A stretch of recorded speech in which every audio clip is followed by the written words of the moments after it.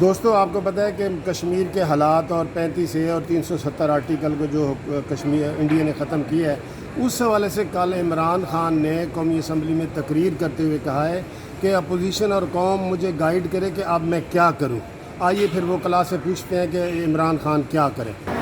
جی گرائے صاحب، عمران خان جو کہتے ہیں مجھے گائیڈ کرو، آپ کیا گائیڈ کریں گے؟ میرا مشورہ یہ ہے کہ اس وقت ایک تو UN سے کریں رابطہ، دوسرا جو انٹرنیشنل کورٹ آف جسٹس میں جائیں، تیسرا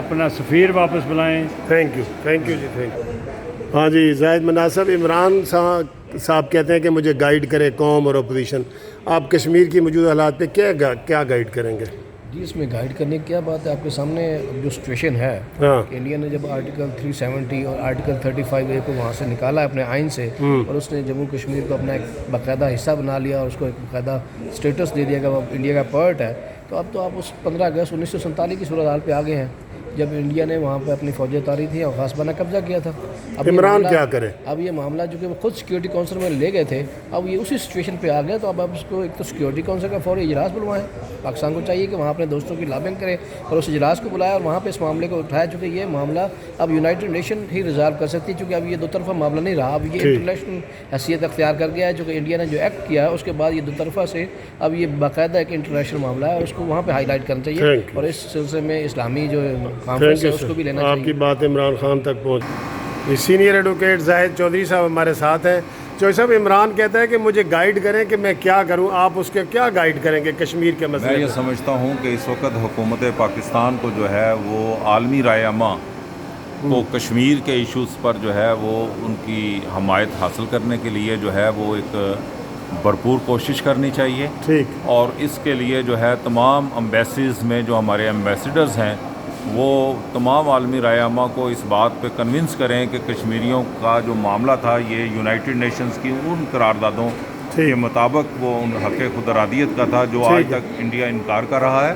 اور دوسرا میں یہ سمجھتا ہوں کہ یہاں پر جو ہے وہ امریکنز جو لیڈرشپ ہے ان کو بھی جب ہم فیسیلیٹیٹ کر رہے ہیں یہاں پر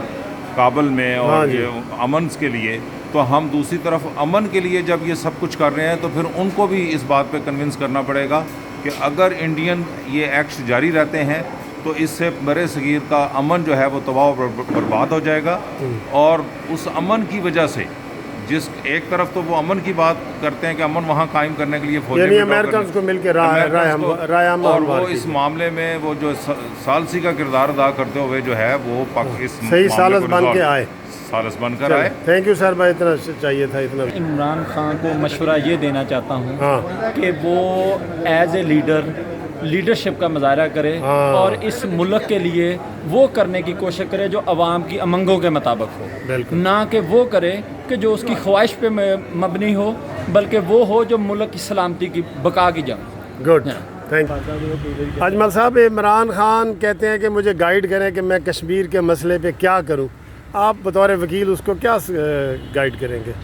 بیسیکلی جو ملک صاحب بات ہے وہ یہ ہے کہ اس کو فارن پالیسی جو تھی ہماری اس پہ ہمیں زور دینا چاہیے تھا۔ یہ کل سے ہمارا وزیر خارجہ بھی غائب ہے اور عمران خان صاحب بھی وہ بنی گالا میں گھسے ہوئے ہیں، ان کو چاہیے تھا کہ اب تک کم از کم 8-10 جو ہمارے دوست ممالک ہیں ان کا وزٹ کیا ہوتا، ہمارے ان دونوں میں سے کسی ایک نے کم از کم 8-10 اسٹیٹمنٹس انٹرنیشنل لیول پہ ہماری فیور میں ہوتی، ترکی سے ہوتی، چائنا سے ہوتی، UAE سے ہوتی، سعودی عرب ہوتا، امریکہ میں جاتے ہیں، امریکہ میں اور جو سفارت خانہ انڈیا میں وہ ہمارا کلوز کریں یہ، اور اپنے دوست جو ممالک ہیں ان سے کہیں کہ وہ جو انڈین سفارتی تعلقات ہیں وہ ختم کریں جب تک یہ والا جو سارا معاملہ ہے یہ رول بیک نہیں ہوتا۔ ٹھیک، تھینک یو جی۔ ہاں تو دوستو یہ تھے کچھ ویوز وکلا کے جو آپ نے سنے ہیں۔ Thank you very much for watching this قانونی TV چینل۔